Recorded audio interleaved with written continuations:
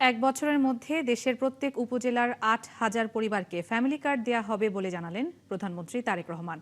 বিকেলে মৌলভীবাজার সরকারি উচ্চ বিদ্যালয় মাঠে ফ্যামিলি কার্ড বিতরণ অনুষ্ঠানে তিনি বলেন, উন্নত স্বাস্থ্যসেবা নিশ্চিতে প্রত্যেক উপজেলায় ১০১ শয্যার একটি করে হাসপাতাল গড়ে তোলা হবে।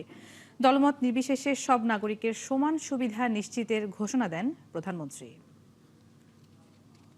সারা বাংলাদেশে যেমন ফ্যামিলি কার্ড দিব নারীদের হাতে, প্রত্যেকটি পরিবার নারী প্রধানের হাতে, আমরা প্রথম দিকে চেষ্টা করব এই নারী শ্রমিকদের মাঝেও, চা বাগানের নারী শ্রমিক যারা আছে, দুস্থ মানুষ যারা আছে, তাদের হাতেও ফ্যামিলি কার্ড পৌঁছে দিতে।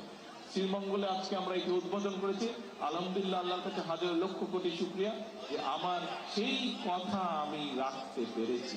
গ্রামের নারীরা, শিশুরা, পুরুষ মানুষ বা বয়স্ক মানুষ যারা আছে, তাদেরকে যাতে কষ্ট করে শহরে আসতে না হয়, তারা যাতে উপজেলা পর্যায়ে চিকিৎসা সুবিধা পায়, সেই জন্য আমরা সিদ্ধান্ত গ্রহণ করেছি। সেই জন্য আমরা বলেছিলাম দেশের মানুষের কাছে যে এই যে এখন উপজেলা পর্যায়ে ৫০ শয্যার হাসপাতাল রয়েছে, এই ৫০ শয্যার হাসপাতালকে এমপি সাহেব যদিও মেডিকেল কলেজ চেয়েছেন এখানে, কিন্তু প্রত্যেক উপজেলা, এই মৌলভীবাজার জেলার প্রত্যেকটি উপজেলায় ৫০ শয্যার হাসপাতাল আছে উপজেলা পর্যায়ে, সেটিকে ইনশাআল্লাহ আমরা ১০১ শয্যার হাসপাতাল করবো।